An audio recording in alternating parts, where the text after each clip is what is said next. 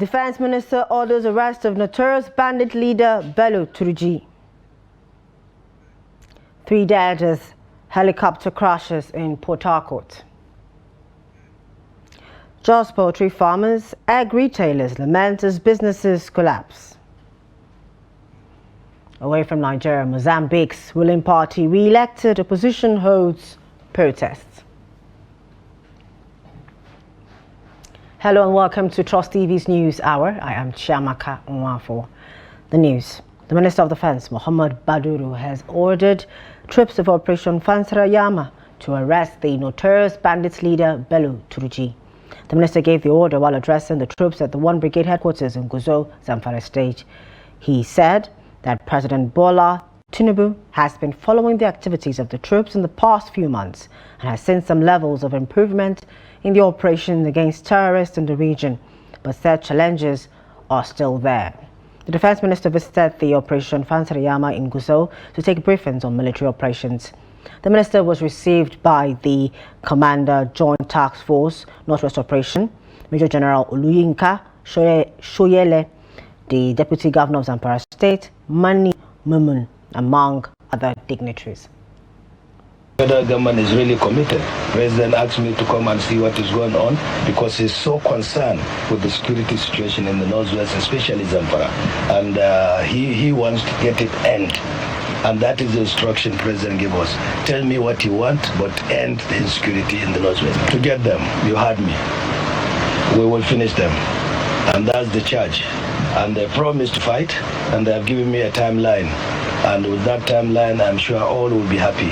We just ask you and all the people in the community to cooperate with them and to pray for them. They are serious, as you can see, and they will deliver. Over in Taraba State, the commander of the 6th Brigade of the Nigerian Army, Brigadier General Kingsley Chidambaram, has said the fight against terrorism remains one of the top priorities of the military.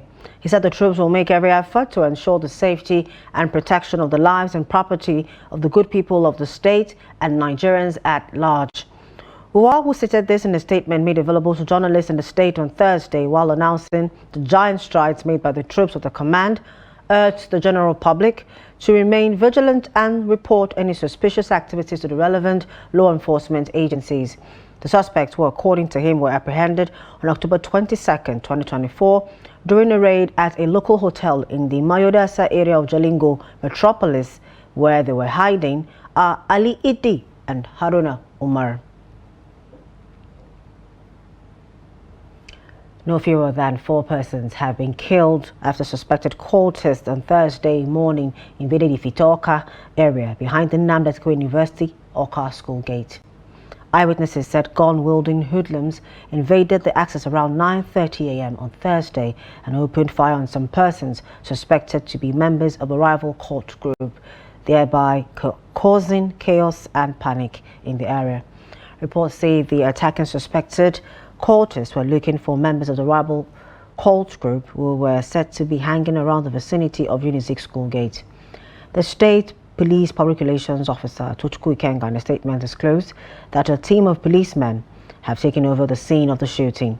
According to him, preliminary information showed that the armed men, unprovoked, started shooting sporadically, adding that some bullets fatally hit 4 persons in the area who were rushed to the hospital for aid by the police operatives. Meanwhile, the Anambra State Police Command has said that it has started investigation into some intercepted videos and voice notes on social media space threatening violence in the state. 3 persons have been confirmed dead after a helicopter crashed in Port Harcourt, the River State capital, on Thursday. The accident occurred at 11:22 a.m. along the waterways in Port Harcourt when the helicopter, a Sikorsky SK-76 with registration 5NBQG and operated by East Wind Aviation, was en route from Port Harcourt Military Base to the Numiantan oil rig. A spokesperson for the Ministry of Aviation and Aerospace Development, Odutayo Olusheyi, said 8 persons were on board. The aircraft ditched into the waters near Bonifinima in the Atlantic Ocean. The authorities said in a statement, adding that rescue efforts have been activated. The ministry said the Nigerian Safety Investigation Bureau, NSIB, and neighboring aerodromes have been notified, adding that search and rescue operations have commenced with the support of the Nigerian Civil Aviation Authority and other relevant agencies. In the meantime, the ill-fated helicopter had personnel of the Nigerian National Petroleum Company Limited (NNPCL) on board, and spokesman Olufemi Shoneye of the NNPCL in a statement confirmed that the helicopter operated by East Winds Aviation was engaged by the company. Still in Port Harcourt, a tragic patrol tanker fire was averted in the capital of Rivers State following the swift and decisive response from troops of the Nigerian Army 6th Division following a patrol tanker accident at Rumokota roundabout. The incident occurred when a tanker laden with 45,000 litres of premium motor spirit lost its balance and fell at the first roundabout under the Rumokota flyover, spilling its content into the road and surrounding drainages and posing a threat to lives and properties. Here's the report. The crew, which collaborated with other agencies including operatives of the Nigerian Police Force, Federal Road Safety Corps and Rivers State Fire Service, swiftly cordoned off the scene with tapes while deploying firefighting equipment and fire preventive drills. You're already doing a good job, but the primary concern with lives and property. Because this issue of tanker with food especially. Yes, we responded after we had an emergency call at the junction here, Rumibo Junction. We were able to tackle the situation on ground with the aid of our foam concentrate. We were able to spread it down, to downsize it, and sprinkle it on the tanker to avoid fire igniting. Now we give glory to God that everything has been brought to a peaceful, and thank God that the fire did not come. We are finished of transloading the fuel from the one that fell to the one that is standing.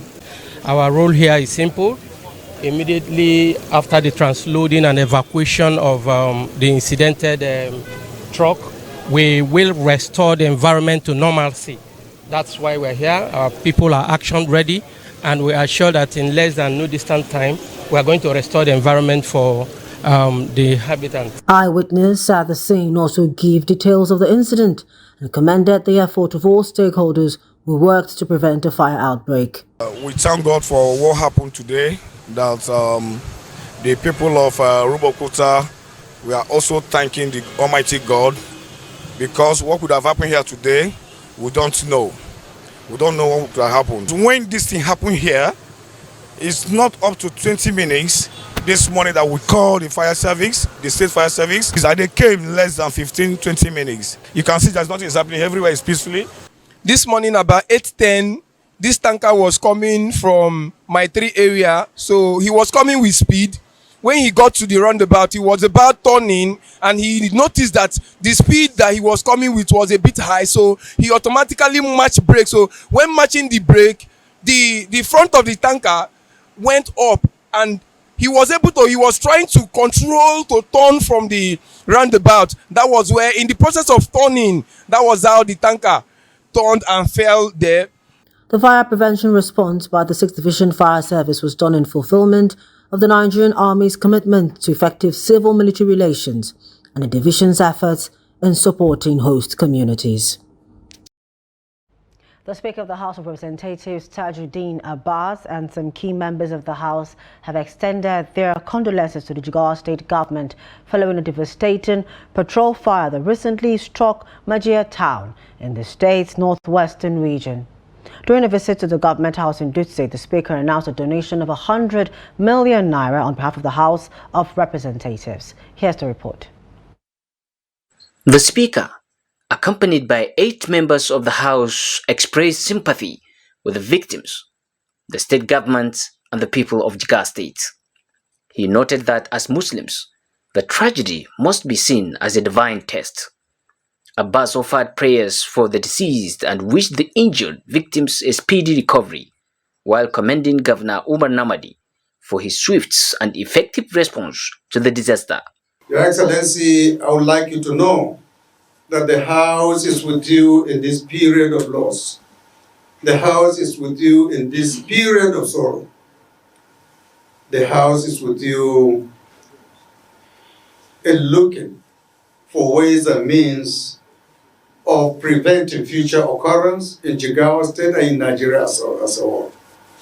The House is with you in looking for solutions to other major issues bedeviling our region in particular, and we are with you in finding succor to those who are affected by this tragedy. Governor Namadi expressed gratitude for the delegation's visit and the generous donation, assuring that the funds would be properly distributed to assist affected individuals. So the people of Jigawa State are very grateful for this gesture and for this show of love and show of brotherhood. We sincerely appreciate it. And we pray that Allah subhanahu wa ta'ala will reward you most abundantly. May Allah continue to be with you. May Allah continue to strengthen you in the service to this nation. The Right Honorable Speaker, we are sincerely grateful. And inshallah, the people of Majia and Ambaros who are affected by this incident will certainly benefit from this generosity done by members of the House of Representatives. Once again, thank you very much. The Jigawa State government has so far confirmed pledges amounting to 1.5 billion naira from various governments, organizations, and concerned individuals across the country to support the fire victims. The cost of living matters over in Jos, the Plateau State capital. Egg farmers, egg retailers, and poultry farmers are lamenting the high cost of living in the country, saying the situation is forcing them out of business. Trust TV's Adomo Sawo spoke with them, reports that the farmers urgently need support to stay afloat. Here's his report. The Poultry Association of Nigeria warned that if urgent steps are not taken to support poultry farmers, prices of eggs may increase from the current 5,500 naira to 10,000 naira per crate, forcing many Nigerians to abandon the commodity. To this end, stakeholders in the country are appealing to the federal government to, as a matter of urgency, declare a state of emergency on egg production in the country. Meanwhile, residents of Jos say they no longer include eggs in their meals because they are no longer affordable. Well, egg is not affordable for me because I'm a student and then I can't afford to buy it. Now for me to eat egg, it's better for me to buy something else and eat because I'm a student. Because now everything have changed. Before we can eat more than 2 to 3, but now even 1 you cannot take it. The issue of egg, it has become a challenge now, because before it's something that even a common one can afford it, but now for someone to eat egg is based on who you are. The hike in the price of the commodity is not only affecting consumers but egg dealers and retailers, who say the current state of the business is forcing many to abandon it.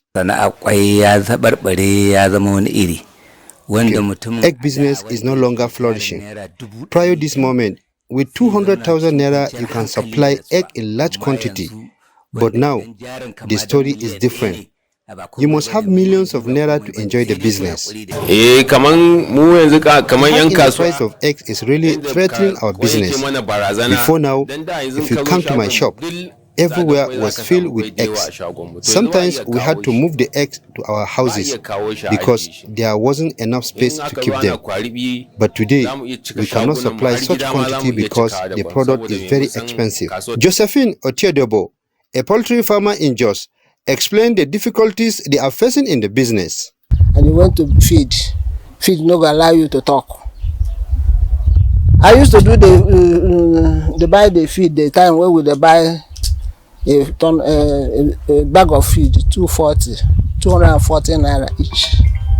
But now, if you want to buy a bag of feed, you prepare 20-something thousand, 24, 25. She lamented that the high cost of production has impacted her ability to sustain the business. Favor that made me still there for the business. Many of my colleagues have dropped out. And if you can see, I have many houses, how many halls, but there's nothing inside. You can enter inside now. I don't have any chicken now. Before I used to manage 10 to 12,000 beds. If we are pushing this one out, already we have another new one where you are building. But now it's only this small hall because of the cost of things. Before now we are buying, when I started the farm, I used my money buy new plates, 25 naira. 25 naira each, with a bonus of one each 50. But now, if you want to buy a plate now, it's up to 900 and. Egg dealers and poultry farmers have attributed the difficulties to fuel subsidy removal, appealing to the federal government to rescue the situation. Ado Musa, Trust TV News, Jos. As Nigerians continue to struggle with the rising inflation, Lagos residents have been telling Trust TV how the economy is impacting families and also offering potential solutions to overcoming these challenges. Victoria Chokolo, who spoke to some of the residents, has more in this report is presented from our studios. Since the coming of the present administration, prices of goods and services have continued to soar following the removal of fuel subsidies and floating of naira. To address this surging inflation, which is affecting millions nationwide, Lagos residents are urging Nigerians to embrace agriculture towards boosting food production and also prioritize the production and consumption of locally made goods as a way to strengthen the economy and reduce dependency on imports. Though the policy making is not good for us, we cannot produce what we are eating, or we are producing something that we are supposed to eat, but we are selling it outside. Therefore, from the increment of these petroleum products, inflations come up because what you are supposed to buy 1,000 is now triple that just because of the policy. I feel like, number one, we need to start producing more things in this country instead of importing it. The more we import, the more we increase our the number of bills that we have on our necks. So let's start creating more things. Example, the Dangote refinery. We can produce more petrol through there and oil through there. What I feel. We need to bring ourselves together on the round table. The experts need to come on. The government need to come to the table and to support the farmers. As you can see, we need to queue to what we are producing so that we'll make our life better. But look at we value what is coming from outside country. We didn't value our what we produce in the country. In Nigeria, if you want to bring inflation rate down now, we have to work on bringing the prices of goods and services down. And how do we do that? The government will have to look at the policies again and try to see what they can do, to make the lives of Nigerians to be better. Basically, the cost of transportation, drove the cost of goods and services, made it to be high. And now, if we can work on the subsidy that was initially removed, I know people have been clamoring that probably they can bring the subsidy back, or if there's something they can do about it to ensure that Nigerians, they feel good. Nigerians, we are hardworking people. Everywhere in the world, they know us as people that can thrive in any economy, any country, any system. So I would employ Nigerians, develop yourself. There are businesses you can come up with. People pay for value. Find a need you can solve. Once you do that, that can help as well, provide more money for you, provide more streams of income for you, because you can't rely on one stream of income in this economy. They reiterated the need for Nigerians to cultivate their own food towards enabling them reduce the cost of buying food items on a regular basis. Stakeholders in the nation's food value chain have advocated the need to adopt an innovative governance model as a pathway to address the menace of food insecurity in the country. They spoke on the heels of the revelation by the World Food Programme WFP that the number of food insecure Nigerians increased significantly from 66.2 million in the first quarter of 2023 to 100 million in the first quarter of 2024, with 18.6 million facing acute hunger and 43.7 million Nigerians showing crisis level or above crisis level hunger coping strategies as of March of 2024. Now, Samson has more in this report. Nigeria is facing significant food security challenges for the second year running. At the heart of the crisis is low agricultural productivity, which has been compounded by the decreasing size of cultivatable farms, inadequate use of agricultural inputs such as fertilizers and pesticides, and unpredictable weather conditions, waste especially in the cost of transporting food to the markets, among others. How to address these and other challenges in the sector has made the question on the lips of many stakeholders. Technology does a lot of things. It improves efficiency, it reduces costs, it provides for a wider variety of capacity for any sort of production. So as long as we continue to do manual, it's likely to be more expensive and inefficient and time consuming. But if you adopt technology, both in production using mechanization, both in processing use of cold chains and all of that, and in logistics, it's likely to see a significant boost in production, and which will eventually lead to price reduction as well. The need for an efficient railway system, we are yet to have that in Nigeria, and it's one major thing that I want the government to focus on.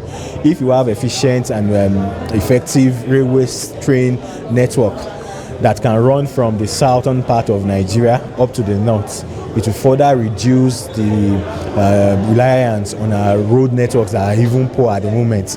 You need to have the right networks. You need to connect with the right people in terms of who your customers are, who your investors are, and who your collaborators are. The stakeholders also highlighted measures the government can put in place to enhance food security and agricultural productivity, especially in farming communities. Primarily, about 70% of what we consume is being produced by the smallholders farmers. So what policies can we do to look at them to really reach to the primary smallholders farmers? So we have to look at the policies, a policy that can give access to market, policies that can give access to incentives and grants and loans. There are a lot of policies already that we've developed to support the development of our food systems in Nigeria. I think what we need now is really auditing the policies we have and ensuring that we have the right implementation framework to ensure that we implement whatever we've put into those policies. As a food scientist, there is so much that we can do with our cassava, where we fortify the flours, we fortify and create new functional industrial ingredients. Some effects of food insecurity can be undernourishment and famine, a rise in food prices, civil unrest, and environmental issues such as soil erosion and water pollution, hence the need to address the menace. Noel Samson, Trust TV News, Abuja. Justice Marian Anene of the Federal Capital Territory High Court in Maitama, Abuja, on Thursday adjourned till November 14 for arraignment of the defendants in response to the summons issued by the court for the immediate past governor of Kogi State, Yahaya Bello. He is to appear before it for arraignment of the fresh 16-count charges brought against him by the Economic and Financial Crimes Commission, EFCC.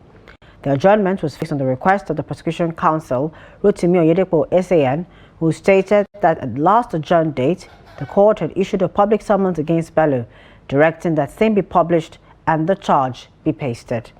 Justice Anene, however, interjected, stating that she did not ask that the charge be pasted, but only the summons. Oyedepo explained to the court that he expected the first defendant to be in court on November 14, making reference to the 30-day duration of the summons, and therefore sought adjournment till November 14 for the arraignment of all three defendants.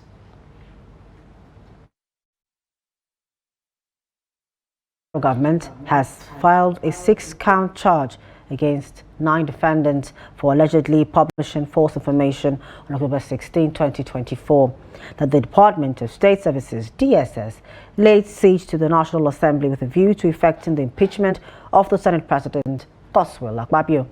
The charge was filed before the Federal High Court in Abuja on October 21 by the Deputy Director of Public Prosecution of the Federation, A.A. Yusuf.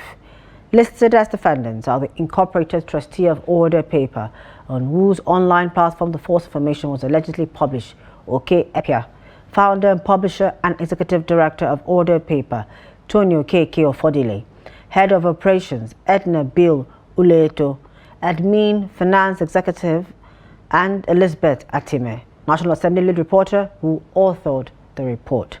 Others are Regina Udo, coordinator of programs, Leah Twaki, social media executive, Indongsit Joseph Eko, admin support, and Edosimi Sharon Omonego, National Assembly correspondent.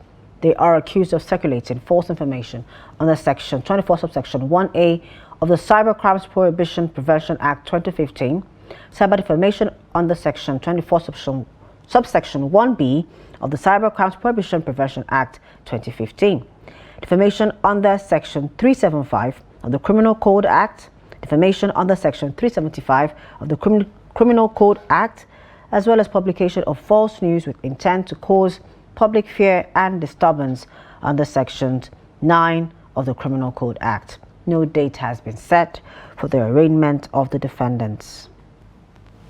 Two more stories. As part of the cost-cutting measures of his administration, President Bola Tinubu has restricted ministers and heads of departments and agencies to a maximum of 3 vehicles in their official convoys. A statement by the presidential spokesman, Bayo Onanuga, on Thursday said Tinubu also ordered all ministers of state, and heads of agencies to have at most 5 security personnel attached to them. The President instructed the National Security Advisor, Nuhu Ribadu, to engage with the military, paramilitary and security agencies to determine a suitable reduction in their vehicle and security personnel deployment. Earlier in January, the President reduced his entourage on foreign trips from 50 to 20 officials. For local trips, he reduced it to 25 officials. He similarly reduced entourage of Vice President Kashim Shettima to 5 officials on foreign trips and 15 for local trips. President Bola Tinubu has asked the Senate to screen and confirm 7 ministerial nominees. Executive communication is contained in a letter read by the President of the Senate, Godswill Akpabio, during plenary session on Thursday. The request has been referred to the Committee of the Whole for expeditious consideration. The President made the new appointments following the dismissal of 5 ministers in a cabinet reshuffle that took place on Wednesday. I am pleased to forward to the Senate the underlisted 7 nominees for confirmation as ministers of the Federal Republic of Nigeria. They are Dr. Nentawe Jilwada, Muhammadu Maigari Dingyadi, Bianca Odinaka Odumegu Ojukwu, Right Honorable Yusuf Abdullahi Atta, Idi Mokhtar Mahai, Dr. Jumoke Oduwale, Suwaba Said Ahmad, PhD. While I hope that this request will receive the usual expeditious consideration of the Senate, please accept, distinguished Senate President and distinguished senators, the assurances of my highest regards. Yours sincerely, Bola Ahmed Tinubu, President, Commander-in-Chief, Armed Forces of the Federal Republic of Nigeria. This correspondence is referred to the Committee of the Whole for consideration as soon as possible. The Green Chamber has urged the Central Bank of Nigeria, CBN, to increase the availability of new 200 Naira, 500 Naira and 1,000 Naira notes and begin gradual withdrawal of the old ones. They also called on the CBN to direct commercial banks to distribute more new notes and phase out the old currency. The resolution followed the motion of public importance by Representative Victor Ogene, who highlighted the difficulties caused by the 2023 currency change, including the scarcity of new notes and subsequent legal issues. Ogene reminded the House that the Supreme Court has ruled that the old notes will no longer be legal tender after December 31, 2024. He expressed concern that the CBN has not started public awareness campaigns to prepare Nigerians for the transition, just 2 months remaining until the deadline. He also criticized the CBN for continuing to circulate old notes instead of gradually replacing them with the new ones. Concerned that the Central Bank of Nigeria has not shown any sign of sensitization or kickstarted any awareness program to remind Nigerians about this important economic policy in order to make them prepare for the deadline of December 31st, 2024. Worried that Nigerians will be plunged into more chaotic situations than what happened in February 2023, when the old 200, 500, and 1,000 naira notes shall cease to be legal tender and medium of exchange for goods and services as from January 1, 2025. Meanwhile, the House of Representatives has resolved to establish an ad hoc committee to investigate employment processes at the Federal Inland Revenue Service, FIRS, Corporate Affairs Commission, CAC, and the Nigeria Deposit Insurance Corporation, the NDIC. The aim is to assess compliance with the federal character principles outlined in the 1999 Constitution and report back within 4 weeks. Raising the motion, Representative Ali Issa highlighted concerns about alleged favoritism and non-compliance in staff recruitment at these agencies in violation of Section 14 Sub 3 of the Constitution. He also pointed out claims of extra budgetary spending by these agencies in violation of the Fiscal Responsibility Act of 2007. The House expressed concern that such actions, if true, undermine fairness, transparency and public trust in critical institutions while fostering marginalization and inefficiency. Concerned that if this allegation of lopsided employment and extra budgetary expenditure are true, the principles of fairness, equity and transparency are violated, eroded public trust in critical institutions, reduce operational efficiency, and will foster a sense of marginalizations and hopelessness among sections of Nigeria. Additionally, the House urged the federal government to direct agencies involved in electricity management to halt billing and disconnections for public tertiary institutions under the current tariff system. They further directed a reversal of the service-based tariff for these institutions to either Band C or Band D, following a motion by Representative Abubakar Fulata. Concerned that due to inadequate funding by federal government, public institutions are unable to operate optimally. Thus, the recent hike in electricity tariffs and the consequent power cut for defaulting institutions has thrown them into total darkness. This follows public outcry over the marginal increase in the cost of electricity. Now, the Central Bank of Nigeria, CBN, has dispelled claims suggesting that the old series of the 200, 500, 1,000 naira banknotes shall cease to be legal tenders on December 31st, 2024. The CBN made the clarification following media reports that it has fixed a deadline for the withdrawal of the old notes. In a release by the Acting Director of Corporate Communication, Hakama Sidi, Apex Bank said, quote, "We wish to state categorically that such claims are false and calculated to disrupt the country's payment system." End of quote. Now we'll bring you more details in our subsequent bulletin.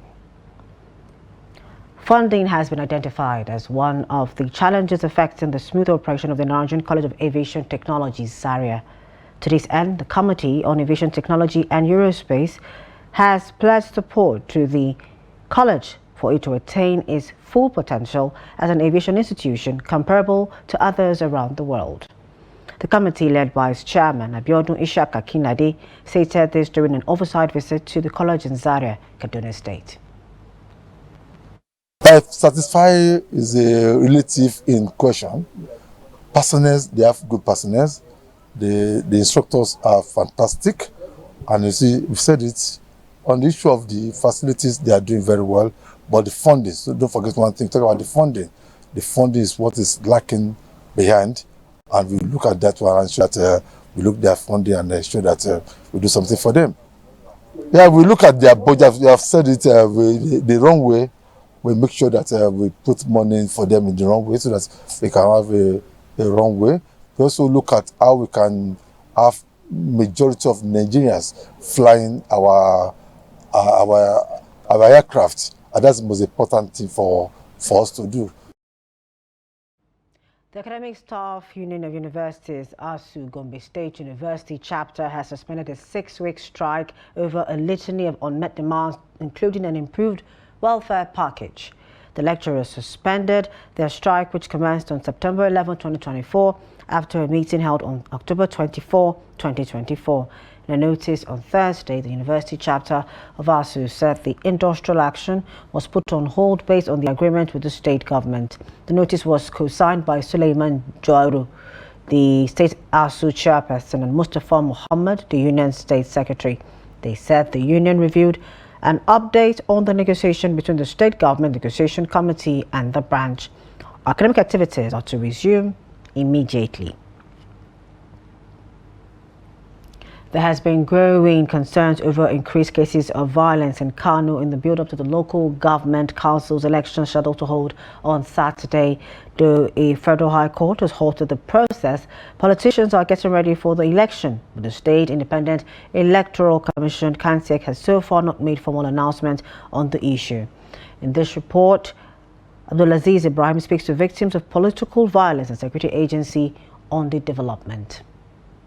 Campaign rallies for the Saturday election for the 44 local government chairmen and 484 councillors were often used as a cover by thugs to unleash violence on onlookers, thereby creating tense atmosphere even before the election.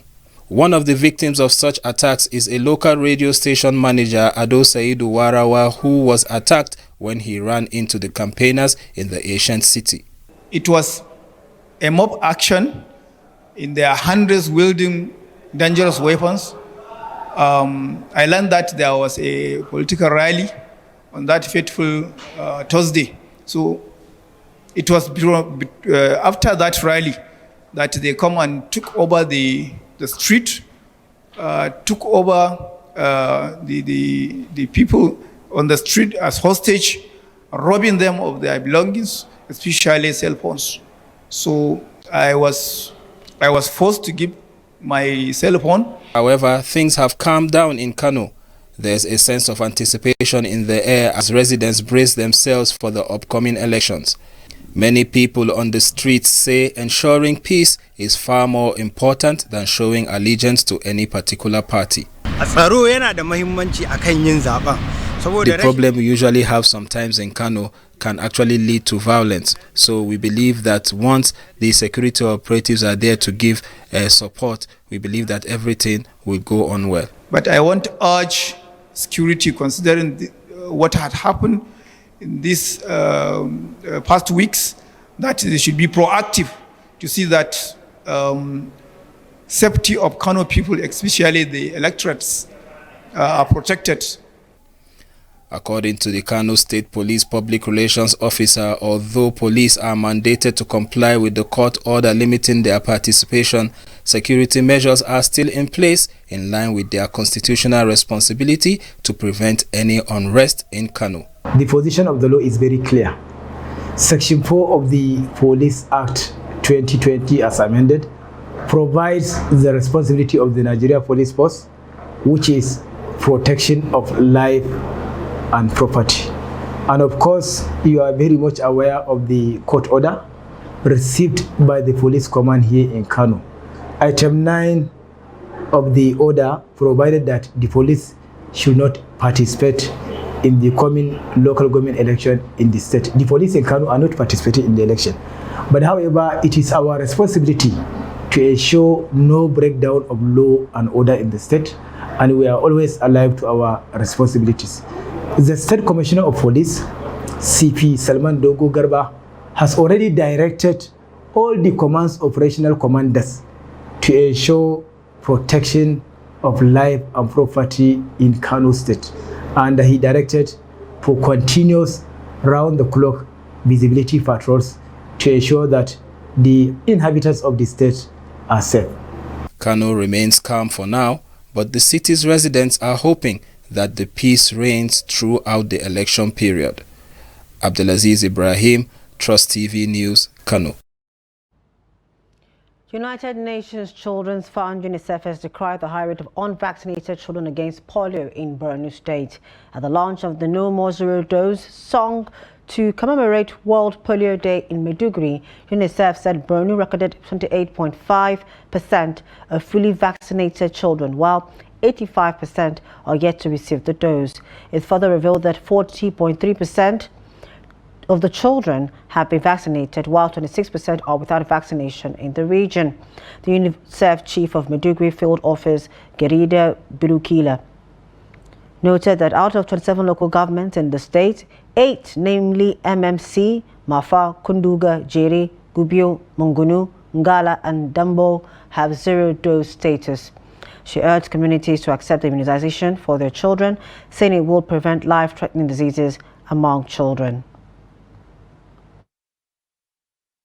We know we have challenges in Maiduguri and Borno State, given to issues with the access. Recently we had floods, we have displacements. So these are the factors that disrupt, and even health facilities have been destroyed. This is disrupting the normal process of vaccine, but the government is supporting, and including UNICEF, we are supporting some kind of outreaches. In order to be protected, we need at least 85% of the children to be vaccinated. Back then, we suffered discrimination from people and children too. But today, everyone is sensitized and we don't experience that. We call on parents to make sure that their children are immunized. You're still watching Trust TV's News Hour. It's now time for business with Yusuf Akogo.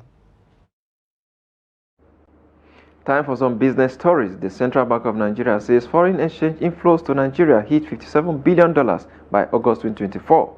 This was disclosed during a meeting with foreign investors in Washington, D.C., where the CBN Deputy Director of Economic Policy, Muhammad Abdullahi, presented an update on the country's FX situation.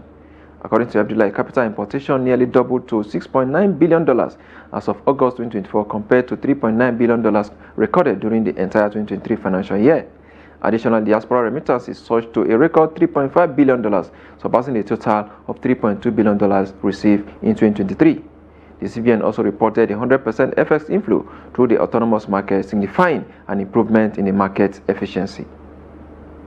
Nigeria's public debt stock surged to 134.3 trillion naira, that's about $91.3 billion by the end of second quarter of 2024. This was an increase of 10.35% from the 121.7 trillion naira recorded in the first quarter and announced by the Debt Management Office. According to the official document from the Ministry of Finance, the increase is mainly driven by the devaluation of the naira, highlights ongoing challenges related to exchange rate volatility. According to the statement, while the total debt grew in naira terms, the dollar equivalent of the debt remained relatively stable, underlining the impact of currency movement on debt valuation. Domestic debt accounts for 53% of total debt, with FGN bond accounting for 78%. GSE in South Africa and NGS on Thursday suspended trading on Oando shares due to its inability to meet the extended deadline to publish its 2022 audited year-ended result. Meanwhile, NGS equities market maintained bullish run as investors continue to take advantage of low prices to boost their portfolios. Let's see how the equities traded today. Leading the gainers today is Access Corporation. Access Corporation gained 9.95% to close at 22 naira and 10 kobo per share. The Academic Press also gained 9.79% to close at 3 naira and 14 kobo per share. The close of business today, UPDC ended on the gaining side of the market, 8.90% it gained to close at 1 naira and 59 kobo per share. This has pushed up the index by 0.5% 0.26%, volume of 3392.57 million volume of shares, value at 15.44 billion naira in the days of 9,098 lead exchange hands among investors. Looking at the top trading equities by volume, UBA Nigerian PLC lead a table 58.42 million shares traded, Japan Gold 35.15 million shares, and of course custodian and insurance company 33.72 million volume of shares traded as well. Some equities ended on the losing side of the market. Royalex lead that table down 9.72% to close at 65 kobo per share. Of course, International Breweries also down 6.24% to close at 4 naira and 6 kobo per share. Of course, another insurance company, Wapik, also ended on the losing side of the market, 5.94% to close at 95 kobo per share there. And that's the highlight of stock trading as it went down this Thursday on the floor of NGS. Let's see the global stock market and exchange rate data for today.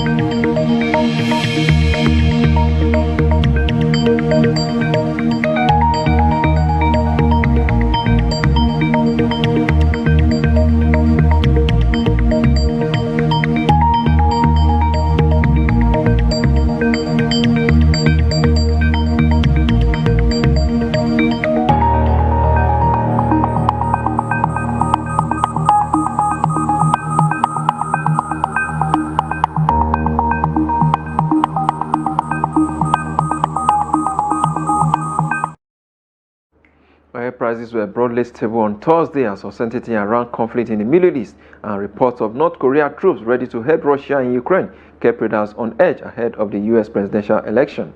At the London market, Brent crude sells for $75 per barrel. For the pay basket, dealers offer $73 per barrel. And that's business. I am Yusuf Akogu. Thank you, Yusuf, for that update in business. Now, the managing director of the International Monetary Fund, IMF, says the fund is seeking to know more about a cross-border payment system disclosed by the BRICS group of countries this week, which aims to boost non-dollar transactions. The meeting of the BRICS, an acronym for Brazil, Russia, India, China, and South Africa, took place in the Russian city of Kazan at the same time as the annual meetings of the International Monetary Fund, IMF, and the World Bank in Washington. The BRICS group has expanded significantly since its inception in 2009 and now includes countries such as Iran, Egypt, and the United Arab Emirates. At the Kazan summit, Russia secured a joint declaration encouraging the strengthening of correspondent banking networks within BRICS and enabling settlements in local currencies in line with BRICS Cross-Border Payments Initiative, BCBPI. The system is designed to rival the European headquarters SWIFT payments system, from which Russia was barred following its 2022 invasion of Ukraine. Speaking to reporters at the IMF's headquarters in Washington on Thursday, IMF Managing Director Kristalina Georgieva said the fund wanted additional information about the proposed payment system before taking a firm stance on it. The answer is good. How is the mood of your people? The answer is not so good. Families are still hurting from high prices, and global growth is anemic. We expect the global economy to grow by 3.2% this year and slow to 3.1% annual growth in 5 years. This is the lowest medium-term outlook in decades. And trade is no more a powerful engine of growth. We live in a more fragmented global economy. Meanwhile, public debt is on track to surpass $100 trillion this year, an all-time high, an equivalent to 93% of global GDP. By 2030, we expect that figure to approach 100% of GDP. Away from Nigeria, over in Mozambique, the ruling party Frelimo has retained power in this month's national election, extending its 5-decade rule in the southern African state, with the opposition alleging fraud. Frelimo's Donald Chapo, 47-year-old, will succeed President Filipe Nyusi to become Mozambique's 5th president since its independence from Portugal in 1975. Nyusi is stepping down after serving the maximum 2 terms. Chapo won over 70% of votes, the Electoral Commission said on Thursday. Venancio Mundlane, backed by the Podemos party, came second with 20% of votes, displacing former rebel movement Renamo, which had been the official opposition party, but whose candidate came third this time around.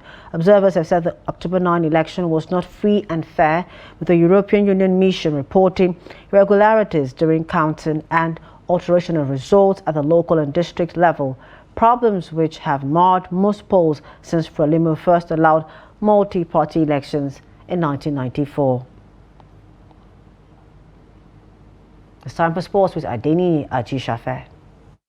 The grand finale of the 2024 Nigerian Rugby League is set for 16 November in Abuja. According to the league body, the final 2024 Nigerian Rugby League will feature exciting matchup between the Lagos Bulls and Kano Lions, representing the South and North respectively. The Kano Lions secured the top position in the Northern Conference, which includes the Zaza Bulls, Zaria Bees and Kano Gazelles. Meanwhile, the Lagos Bulls led the Southwest Conference, outperforming teams like Eko Trinity, R2 Finesse, Lagos Rhinos, Lagos Haven and the Kings. And in football, Nigeria's under-20 national team Flying Eagles have qualified for the semi-final of the 2024 West African Football Union, WAFUB under-20 in Lome, Togo. After defeating Cote d'Ivoire 2-1 in their last group game, Nigeria lost 1-0 to Burkina Faso in Group B opener, while Burkina Faso suffered a 0-1 loss to Cote d'Ivoire.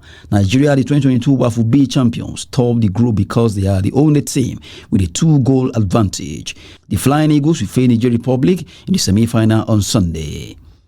And still on football, Super Eagles defender William Truss Ekong and teammate Ademola Lookman have both been nominated for the CAF African Player of the Year award. Lookman, the only African nominated for the 2024 Ballon d'Or, made the shortlist alongside Ekong, who was player of the tournament as the Eagles came second in the 2023 Africa Cup of Nations in Cote d'Ivoire. Lookman led his club Atalanta to win the Europa League, their first trophy since 1963, scoring a hat-trick in the 3-0 win over Bayer Leverkusen. Meanwhile, Super Eagles goalkeeper Stanley Nwabali has been shortlisted as one of the nominees for the Goalkeeper of the Year at the 24 CAF Award. Nwabali was instrumental to the Super Eagles getting to the final of AFCON, where they lost to the host.